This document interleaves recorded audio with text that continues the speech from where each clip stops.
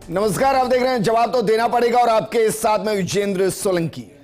आप सोचिए, आपातकाल के 50 साल पूरे हो चुके हैं।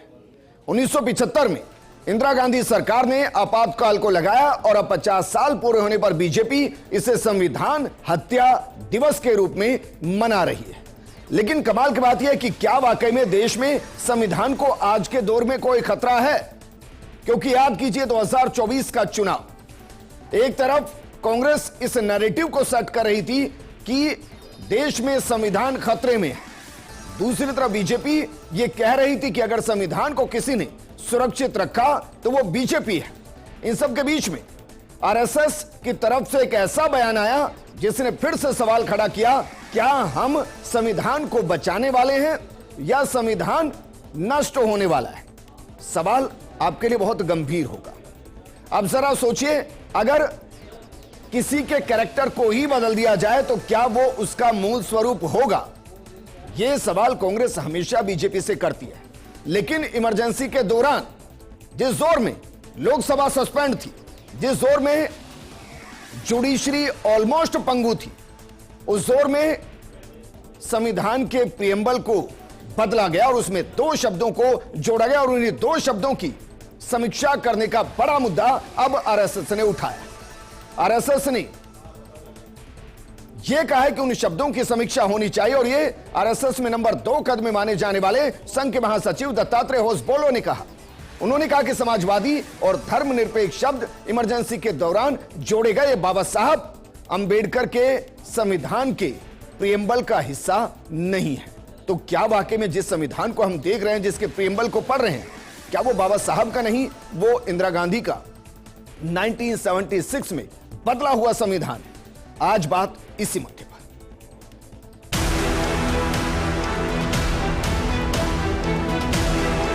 आरएसएस ने आक्रमण किया है भारत के संविधान पर। लोगों को मालूम है सेक्युलरिज्म और सोशलिज्म की, वो प्रस्तावना में नहीं थे पहले।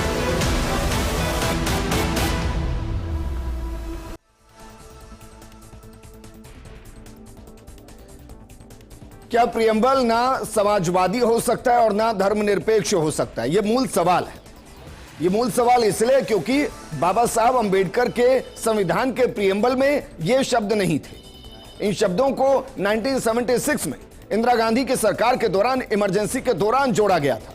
तो क्या वर्तमान प्रियम्बल को हम 1950 का प्रियम्बल माने जो संविधान सभा की तरफ से पारित हुआ, या हम इसको इंदिरा गांधी की तरफ से संविधान में संशोधन के बाद का प्रियम्बल माने जो 1976 में हुआ? इस पर बात करने के लिए हमारे साथ मौजूद हैं कांग्रेस प्रवक्ता प्रतीक सिंह जी, हमारे साथ मौजूद हैं विक्रांत सिंह जी, विषय विश्लेषक। शुरुआत प्रतीक आपके साथ, मूल सवाल के साथ। आज जो संविधान की मूल कॉपी है, जो आज संविधान का प्रियम्बल है, वो 1950 संविधान सभा के बाद बाबा साहब अंबेडकर की तरफ से पारित किया गया प्रियम्बल है या इंदिरा गांधी द्वारा संशोधित प्रियम्बल है? कौन सा है? देखिए, मैं आपको बता दूं कि 42वें संविधान संशोधन के बाद में धर्मनिरपेक्ष और ये जो वर्ड है, दोनों वर्ड वो जोड़े गए थे, लेकिन दूसरा समाजवादी दोनों शब्द जोड़े गए थे। लेकिन आपको ध्यान होगा, सुप्रीम कोर्ट में एक केस था 1973 में, केशवानंद भारती का जो केस था, उसके अंदर ये सुप्रीम कोर्ट ने जब संविधान के मूल ढांचे की व्याख्या की थी तो उसमें ये कहा था कि जो धर्मनिरपेक्ष और प्रतीक, आप विस्तार से बोलिएगा, मैं नहीं टोकूंगा, लेकिन मूल सवाल पर तो आइए ना। मूल सवाल ये कर रहा हूं कि भाई आज जो संविधान का प्रियम्बल है वो 1950 का प्रियम्बल है, मैं उसी पे तो आ रहा हूं। इंदिरा गांधी की तरफ से 1976 का संशोधित प्रियम्बल है। इसका तो जवाब दीजिए विजेंद्र भाई। मैं इसी पे ही आ रहा हूं। जो उसके अंदर ये बोला गया था, जो धर्मनिरपेक्ष और समाजवादी जो शब्द है वो नहीं लिखा हुआ है प्रियम्बल में, तो भी वो संविधान के मूल ढांचे का अंश है, तो लिखा होने और नहीं लिखा होने से फर्क नहीं पड़ता है। 1973 में बोला। अब ये कह रहे हैं कि उस दौर में उनको ये पता नहीं था कि इन शब्दों के मायने क्या और ये होने चाहिए नहीं होने चाहिए। सुप्रीम कोर्ट ने बोला था मूल ढांचे का। बाबा साहब अंबेडकर के संविधान की बात कर रहा हूँ, मैं आ रहा हूँ, जो होनी होती है दोनों शब्दों पे आ रहा हूँ, मैं उन्हीं दोनों शब्दों पे आ रहा हूँ। मूल सवाल पर तो आइए ना। मूल सवाल पे तो वर्तमान का जो संविधान है उसका जो प्रियम्बल है वो बाबा साहब के संविधान के प्रियम्बल की मूल कॉपी है या इंदिरा गांधी द्वारा संशोधित संविधान के प्रियम्बल की मूल कॉपी है? भाई पहले इस सवाल पर तो आइए। मैं उसी सवाल पे हूं, मैं इधर उधर नहीं हूं, मैं उसी सवाल पे हूं।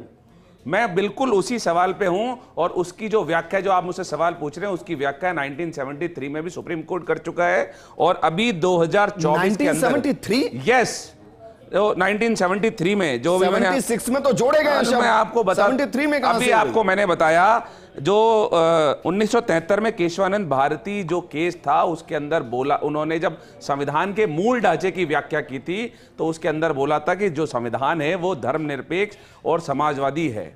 अब उसके बाद में 2024 के अंदर फिर सुप्रीम कोर्ट में एक पिटीशन लगी थी जिसके अंदर ये कहा गया था कि इन दोनों शब्दों को हटा दिया जाए क्योंकि ये बाद में जोड़ा गया, मूल प्रति के अंदर ये नहीं था।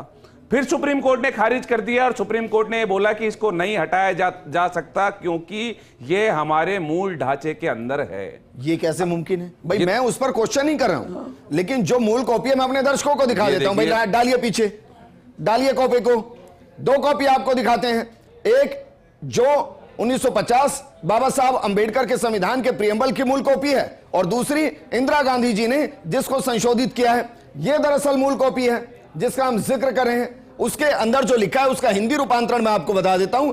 बाबा साहब के संविधान के मूल कॉपी के अंदर प्रियम्बल में लिखा है कि हम भारत के लोग भारत को एक संपूर्ण प्रभुत्व संपन्न लोकतांत्रात्मक गणराज्य बनाने के लिए तथा उनके समस्त नागरिकों को सामाजिक, आर्थिक और राजनीतिक न्याय, विचार, अभिव्यक्ति, विश्वास, धर्म और उपासना की स्वतंत्रता, प्रतिष्ठा और अवसर की समानता प्राप्त कराने के लिए तथा उन सब में व्यक्ति की गरिमा और राष्ट्र की एकता एवं अखंडता सुनिश्चित कराने वाली बंधुता बढ़ाने के लिए दृढ़ संकल्पित होकर अपनी इस संविधान सभा में आज तारीख 26 नवंबर 1949, आप इसको नोट कीजिएगा, 26 नवंबर 1949, उसमें बाकायदा लिखा हुआ है मिति मार्गशीर्ष शुक्ल सप्तमी संपत 2006 विक्रमी को इस संविधान को अंगीकृत, अधिनियमित और आत्मसमर्पित करते हैं। इंटरेस्टिंग, देखिए इसको बदला गया है।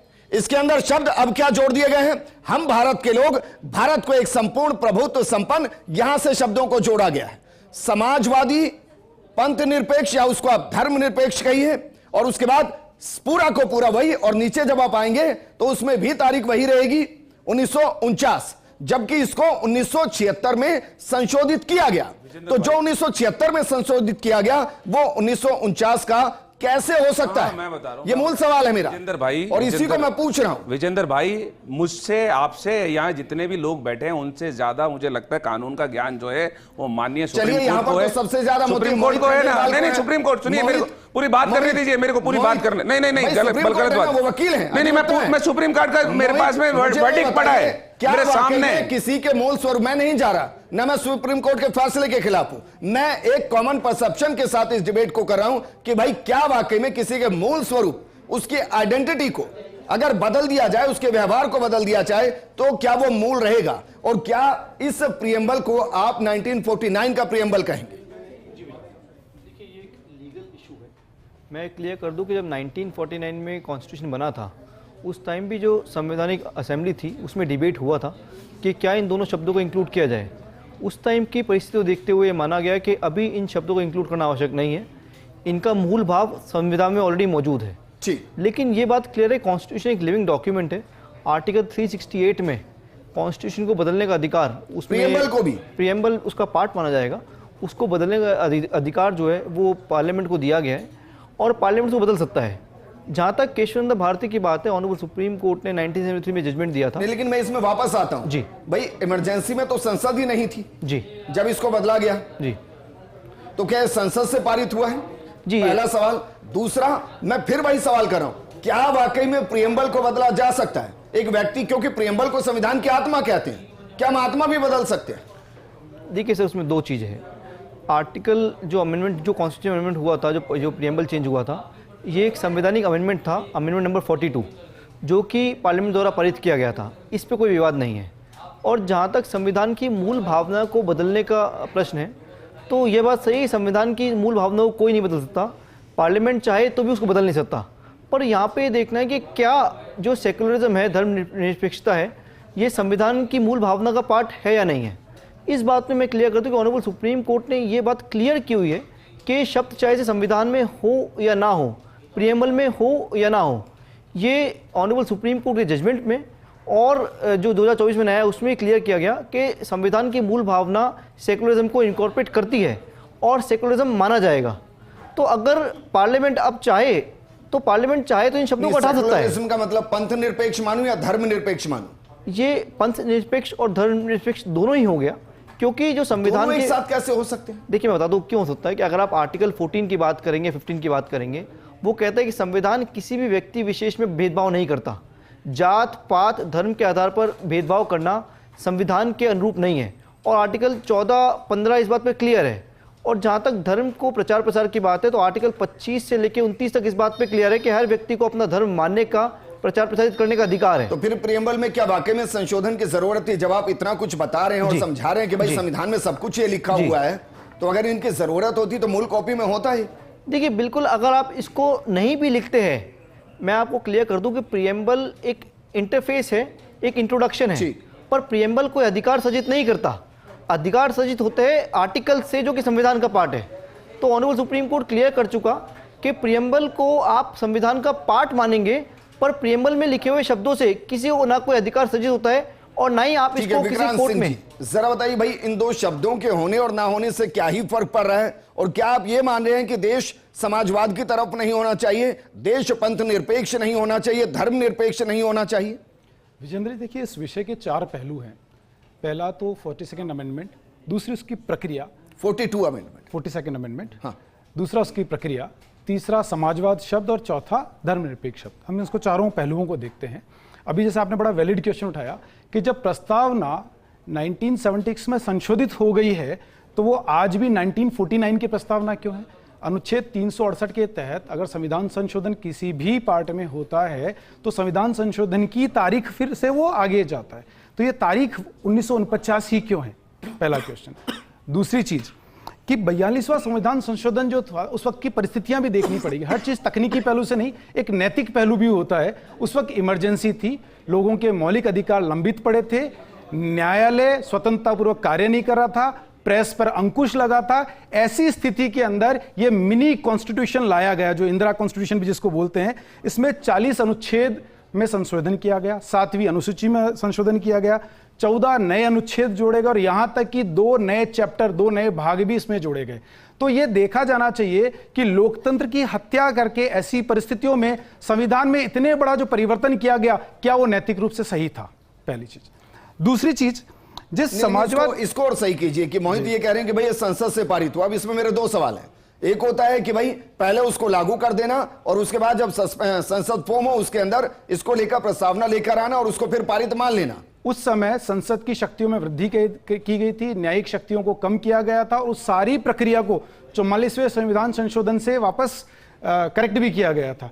तो उस दृष्टि से अगर देखा जाए तो नैतिक रूप से वो जो प्रक्रिया अपनाई गई थी वो बहुत गलत है। दूसरी चीज, जो समाजवाद शब्द पे आते हैं, समाजवाद शब्द उस वक्त जोड़ा गया। समाजवाद है क्या? एक आर्थिक राजनीतिक दर्शन है जो ये कहता है कि जो संसाधन है उनके ऊपर राज्य का हक होना चाहिए और निजी संपत्ति के, निजी स्वामित्व के कंसेप्ट को वो नहीं मानते। यही समाजवाद है। 1991 में कांग्रेस चिल्ला चिल्ला कर कहती है कि हमने भारत में आर्थिक उदारीकरण की शुरुआत की, एलपीजी रिफॉर्म्स हम यहां लेकर के आए। अगर एलपीजी रिफॉर्म्स लेकर के आए तो समाजवाद तो उसी दिन समाप्त हो गया था। तो एक इररिलेवेंट हो चुके आर्थिक दर्शन को हम क्यों ढोए जा रहे हैं? देश के अंदर समाजवाद नाम की कोई विचारधारा नहीं है, कहां है और ना अपनाना चाहिए। 1991 के बाद से हम आर्थिक पूंजीवाद की तरफ बढ़ रहे हैं। पंथ निरपेक्ष भी है या नहीं आज की तारीख में? मैं एक समाजवाद आज एक मृत अवधारणा है जो सुप्रीम कोर्ट ने भी कई जगह पे इस बात का जिक्र किया है कि अब ये इररिलेवेंट हो चुकी है। तो इस पर ये बहस क्यों हो रही है और कांग्रेस पे क्यों अटकी रहना चाहती है? I don't know. और समाजवादियों का चरित्र आजकल हमें दिख ही रहा है। अभी उन्होंने तो ये भी कहा है भाई सुप्रीम कोर्ट में कि इसको आप पश्चिम की रेफरेंस से मत देखिए, पश्चिम की परिभाषा के हिसाब से मत देखिए, इसकी रेलेवेंसी को हिंदुस्तान के हिसाब से देखिए। उसी हिंदुस्तान में 1991 में जब एलपीजी रिफॉर्म्स हमने एक्सेप्ट किए थे, उसके बाद जो राज्य का स्वामित्व था उसे हमने तिलांजलि दे दी, निवेश की प्रक्रियाओं को हमने अपनाया है। हम सब साक्षी हैं। शब्द से क्या दिक्कत है कि भाई देश धर्मनिरपेक्ष या पंथ निरपेक्ष? अब धर्मनिरपेक्ष शब्द अपने आप में ही गलत है। यह शब्द पंथ निरपेक्ष है। भारत कभी भी धर्मनिरपेक्ष नहीं हो सकता। क्यों नहीं हो सकता? भारतीय लोकतंत्र की जो सर्वोच्च इकाई है संसद, उसी संसद में लोकसभा स्पीकर की सीट के पीछे लिखा है धर्म चक्र प्रवर्तनाय। सुप्रीम कोर्ट जो सर्वोच्च न्यायालय भारत का, उसके एम्बलम में लिखा है यतो धर्म ततो जय। जहां धर्म है वहां जय, जो सुप्रीम कोर्ट कह रहा है, जो जिस लोकसभा में बैठ करके इस लोकतंत्र की पुष्टि होती है, उस लोकतंत्र के मंदिर के अंदर ये लिखा हुआ है कि धर्म चक्र प्रवर्तन आए, तो भारत की संस्कृति में हम धर्म विहीन किसी कंसेप्ट को एक्सेप्ट कर ही नहीं सकते और वो चल भी नहीं सकता। अब आते हैं पंथ निरपेक्ष के ऊपर। जैसा अभी मोहित जी ने बताया कि फंडामेंटल राइट्स में, देखिए मैं इसको थोड़ा सा करेक्ट कर रहा हूं, इसमें क्या धर्म का मतलब सिर्फ जो आप संस्कृत के दोनों श्लोक कह रहे हैं और जो गीता से लिए गए हैं, क्या आप ये कह रहे हैं कि भाई उनका मतलब सिर्फ हिंदुत्व से है? आप सिर्फ ये कह रहे हैं? धर्म जो है, यहां जो धर्म का है, धर्म एक जीवन शैली है, धर्म एक नैतिक व्यवस्था को बताता है जो किसी भी परिस्थिति के अंदर व्यक्ति के कर्तव्यों के जो बंधन है उनको प्रतिबिंबित करता है। उसका पंथ से लेना देना है। देखो, धर्म एक बहुत ही देशज और भारतीय अवधारणा है जो दुनिया में कहीं नहीं मिलती। मेरे व्यूअर को मोटे शब्दों में बताइए कि भाई धर्मनिरपेक्ष देश है या नहीं, हाँ या ना पहले बताइए। धर्मनिरपेक्ष देश भारत कभी नहीं हो सकता, नहीं है, नहीं है। पंथ निरपेक्ष था, है और हमेशा रहेगा। पंथ निरपेक्ष था, ये बाबा साहब ने भी एक्सेप्ट किया था। क्या होता है पंथ निरपेक्ष? पंथ निरपेक्ष मतलब किसी भी रिलीजन, किसी भी पूजा पद्धति का सरकार की तरफ से उसको ना फेवर नहीं किया जाएगा, न किसी के अधिकारों को कम किया जाएगा। और ये जब संविधान सभा जब बैठी थी तब वहां पे मौलिक अधिकारों का, सेकुलरिज्म को हम पंथ निरपेक्ष माने? जी एग्जैक्ट है, माने नहीं है, सेकुलरिज्म का तात्पर्य पंथ निरपेक्ष है। प्रतीक अब बोलिए। मुझे लगता है इसके अंदर ये जो मूल प्रतीक में चेंज है, नई चेंज है, तो इसके साथ साथ जब आरएसएस ने इस पे सवाल उठाया है तो आरएसएस की क्या मानसिकता रही है संविधान लागू होने के साथ साथ अभी तक, वो भी पता होनी चाहिए। जैसे अभी आपने जिक्र किया था कि 26 नवंबर 1949 को ये अंगीकार किया गया था, तो 30 नवंबर 1949 को इन्होंने अपने संपादकीय के अंदर लिखते हैं कि हमारे संविधान में प्राचीन भारत के विशेष संवैधानिक विकास का कोई उल्लेख नहीं है और इस कानून को मनुवादी होना चाहिए, ये आरएसएस ने लिखा था। अब इनके जो उस समय के सरसंघ चालक थे गोवलकर, उन्होंने अपनी किताब में लिखा है बंच ऑफ थॉट्स साहित्य सिंधु 1996 प्रश्न नंबर 268 में कि हमारा संविधान पश्चिमी देशों के विभिन्न संविधानों से ली गई अलग अलग धाराओं का मात्र पुलिंदा है, इसमें कुछ भी ऐसा नहीं है जिसे हम अपना सकें। उसके बाद में सावरकर, वीर सावरकर जो कहते हैं, उन्होंने अपनी किताब वुमेन इन मनुस्मृति सावरकर समग्र वॉल्यूम 4 प्रभात प्रकाशन प्रश्न नंबर 416, उसमें कहते हैं कि भारत के संविधान में कई बातें सबसे बुरी हैं और उसमें सबसे बुरी बात यह है कि ये मनुस्मृति के हिसाब से नहीं है। अब ये जो संविधान बदलने की जो बात या उसकी मूल प्रस्तावना में बदलने की बात, ये कोई नई नहीं है। 2017 के अंदर अनंत हेगड़े ने कहा था कि बीजेपी संविधान बदलने के लिए ही सत्ता में आई है और भविष्य में ऐसा किया जाएगा, ये उस समय के मंत्री थे। गोविंदाचार्य तो आपको याद ही होगा, गोविंदाचार्य इनके प्रचारक रहे हैं। वो कहते हैं कि हमें 2016 में कि हम भारतीयता को प्रतिबिंबित करने के लिए फिर से नया संविधान लिखेंगे। और सन 2000 में आपको याद होगा कि अटल बिहारी वाजपेयी ने संविधान को रिव्यू के लिए एक कमेटी बनाई थी बकायदा, बाद में उसको संसद में नहीं रखा गया उस कमेटी की रिपोर्ट को, लेकिन रिव्यू कमेटी बनाई थी। 2024 के चुनाव में लल्लू सिंह ने जो अयोध्या से चुनाव लड़े थे, उन्होंने कहा था कि हम संविधान को बदल देंगे, हमें 400 सीटें दे दीजिए। तो ये जो संविधान के साथ या उसकी मूल प्रति या उसकी प्रस्तावना या उसके अंदर का जो भाव है, उससे आज की लड़ाई नहीं है आरएसएस की, उसकी लड़ाई 1949 से लेकर के 2016 में भी देखिए, 24 में भी सरकार रह चुकी, 10 साल मोदी जी की सरकार रह चुकी, क्या किसी ने प्रीएम्बल में चेंज किया क्या? सर तो मैं आपको इनके मंत्री का तो जवाब बता रहा हूं। के दौरान ही प्रीएम्बल चेंज होता है। अनंत हेगड़े सांसद क्यों थे। इमरजेंसी के दौरान ही प्रीएम्बल चेंज होता है? मैं आपको क्या कह रहा हूं, क्या उसके पीछे नहीं हो, उससे पहले क्या कांग्रेस अगर उसके अंदर कोई कानूनी, आप ये कह रहे हैं कि पंडित नेहरू को कभी महसूस नहीं हुआ? मैं आपसे पूछ रहा हूं अगर उसके अंदर कोई कमी कभी महसूस नहीं हुआ, अगर उसको मनमोहन सिंह को कभी महसूस नहीं, अगर कोई गलत था, कुछ गलत था तो उसको अगर 2024 में जब सुप्रीम कोर्ट में केस गया तो उन्होंने मना क्यों कर दिया? हम सबसे ज्यादा जो संविधान की समझ है या कानून की समझ है वो माननीय सुप्रीम कोर्ट को है, फिर उन्होंने उसको खारिज क्यों कर दिया? और ये मैं नहीं कह रहा, 2017 में जो बीजेपी के जो सांसद थे, जो मंत्री थे, वो कह रहे हैं कि बीजेपी संविधान बदलने के लिए सत्ता में आई है और इसीलिए 400 पार का जो नारा लगा था 2024 में, वो संविधान बदलने का इसीलिए लगा था। संविधान बदलने का मतलब बताइए मुझे, क्या धारा 370 हटना संविधान बदलना है या नहीं? और ये देश हित में है या नहीं? नहीं, मैं तो ये मानता नहीं हूं कि ये संविधान बदलना है। 35A का हटना संविधान के हिसाब से है या नहीं? मैं संविधान होना चाहिए नहीं होना? अरे सुनिए तो सही, 35 से जोड़ा कैसे, यही सवाल है। हाँ, मैंने नहीं, ये लल्लू सिंह अयोध्या से जो चुनाव लड़ रहे थे, संशोधन होते हैं, सांसद नहीं, उन्होंने ये नहीं बोला था सबसे ज्यादा कांग्रेस ने किया, इसको तो मानेंगे आप? उन्होंने बोला ही नहीं संशोधन करेंगे, उन्होंने बोला था संविधान बदल देंगे, हम 400 पार दे दीजिए हमें, हम संविधान बदल देंगे। लल्लू सिंह ने कहा था कि नहीं कहा था? आप बता दीजिए। और हम क्यों मानते हैं? क्योंकि इनके सावरकर जब ये लिखते हैं कि हिंदूवादी होना चाहिए या मनुस्मृति के हिसाब से होना चाहिए, जब इनके गोवलकर कुछ और लिखते हैं, जब इनके जो बार बार गोविंदाचार्य बोलते हैं कि हम संविधान बदल देंगे, जब रिव्यू कमेटी बनाई जाती है, तो तब ये लगता है कि वाकई में ये संविधान बदलेंगे। और 2017 के समय तो आपको ध्यान होगा, बिहार में इनके सरसंघ चालक बोल चुके हैं कि हम तो आरक्षण भी खत्म कर देंगे। बोला था ना कि नहीं बोला था? तो ये हमेशा से 1949 से लेके आज तक संविधान विरोधी ही रहे हैं और इनकी बातों में लगातार झलकता रहता है। एक बार के लिए सोचते हैं, अगर मानिए इस तरफ वर्तमान सरकार आगे बढ़ती है और प्रियम्बल की मूल कॉपी को वापस संविधान का हिस्सा बनाती है, तो क्या इसमें कोई कानूनी अड़चन है? देखिए, मेरे हिसाब से अगर वर्तमान सरकार ऐसा करती है और ये पार्लियामेंट से पास कराने में सफल रहते हैं, तो उसमें कोई मूल कानूनी अड़चन नहीं है। ये हमेशा ही पार्लियामेंट का अधिकार है कि वो संविधान में आवश्यक संशोधन कर सके, परंतु प्रश्न वही है कि इसको करने से क्या हासिल होगा। देखिए, मैं दो चीज़ क्लियर कर दूं कि भारत हमेशा ही सोशलिस्ट देश रहा है और आज भी भारत सोशलिस्ट देश है। यहाँ पे चलिए इस सवाल को ऐड ऑन कर देता हूं, तो इसको ऐड करने से क्या हासिल हुआ देश को? इसको ऐड करने का उद्देश्य उस समय राजनीतिक हो सकता है, उस समय पॉलिटिकल मोटिव हो सकता है, परंतु उसकी भावना जो थी वो संविधान के अनुरूप थी।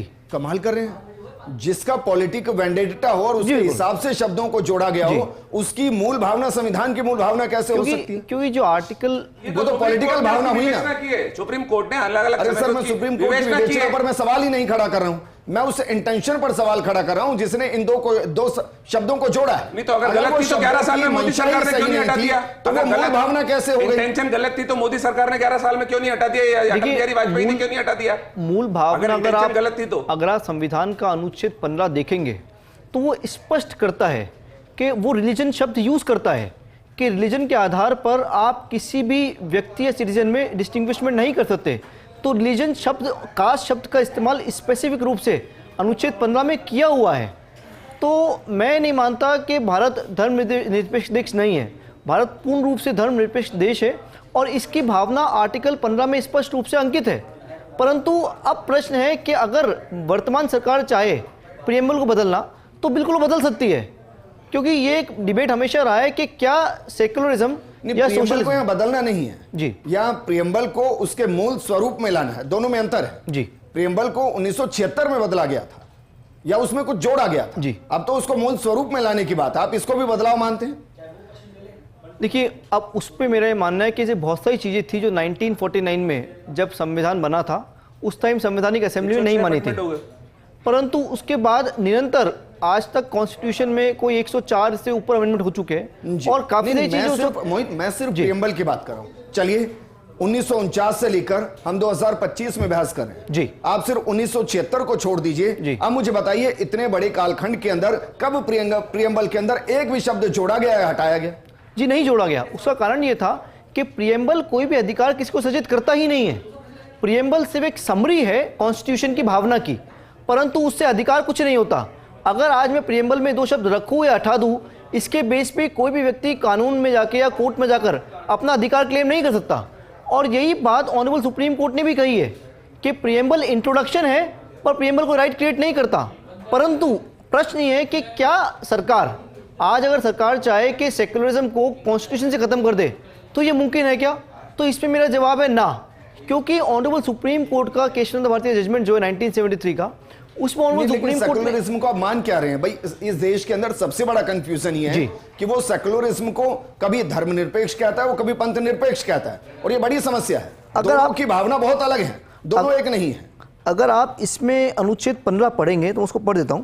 राज्य किसी नागरिक के विरुद्ध केवल धर्म, मूल वंश, जाति, लिंग, जन्म स्थान या इनमें से किसी भी आधार पर कोई भेदभाव नहीं कर सकता। अंग्रेजी में पढ़िए आप इसको। मैं इसको अंग्रेजी में पढ़ता हूं। ये देखिए आप, बिल्कुल लैंग्वेज बहुत क्लियर है कॉन्स्टिट्यूशन की इस पॉइंट पे। इसमें रिलीजन लिखा है। प्रॉब्लम वहीं आती है जब रिलीजन को ट्रांसलेट धर्म से करते हैं जबकि वो पंथ से है। रिलीजन धर्म है कि पंथ है? ये धर्म ही होता है ना, सबको पता है। रिलीजन पंथ है तो धर्म क्या है? देखिए मैं आपको इंग्लिश में पढ़ता हूँ। धर्म एक नैतिक व्यवस्था नहीं, धर्म को अंग्रेजी में क्या कहेंगे? अगर रिलीजन को हम पंथ कहेंगे तो धर्म को क्या कहेंगे? ये हमारे लिए गर्व का विषय है कि भारतीय संस्कृति के अलावा और कहीं धर्म का कंसेप्ट रहा ही नहीं, तो सिमिलर वर्ड क्यों होगा वहां पे? हम क्यों खोजेंगे? जब वहां पर वो चीज, जैसे योग है, योग को इंग्लिश में क्या कहेंगे? जब वहां योग का कॉन्सेप्ट ही नहीं था, वो विचार ही नहीं था, वो दर्शन ही नहीं था, सांख्य है। अब सांख्य को इंग्लिश में आप क्या कहोगे? वो सांख्य फिलोसफी रहेगा ना। आप सांख्य को, सांख्य का इंग्लिश सिनोनिम्स क्या होगा? कैसे पॉसिबल है? वहां वो दर्शन था ही नहीं। वो दर्शन हमारा है, हमारी थाती है। तो हमें अधिकार पूर्वक उस पर गर्व होकर के कहना पड़ेगा कि धर्म हमारा आविष्कार है। इसमें प्रतीक जी, गलत है जो माननीय सुप्रीम कोर्ट कह रहे हैं। प्रतीक जी, और ऐसा है, आर्टिकल भारत एक लोकतंत्र है और यहाँ विचार विमर्श की पूरी स्वतंत्रता है।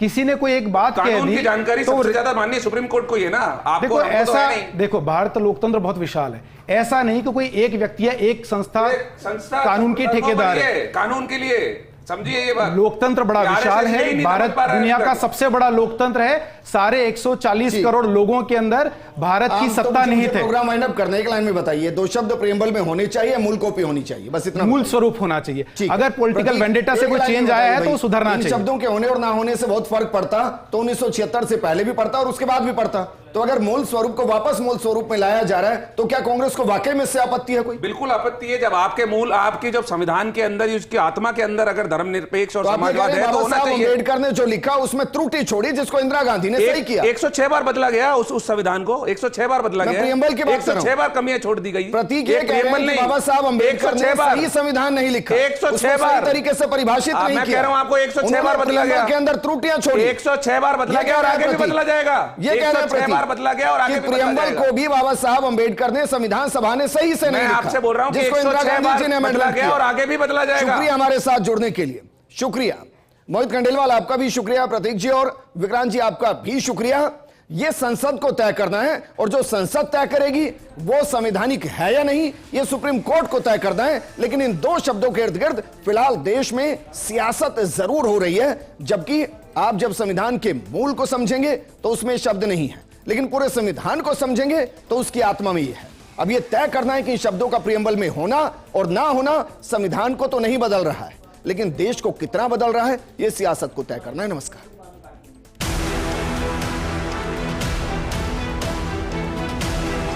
आरएसएस ने आक्रमण किया है भारत के संविधान पर। लोगों को मालूम है सेक्युलरिज्म और सोशलिज्म की, वो प्रस्तावना में नहीं थे पहले।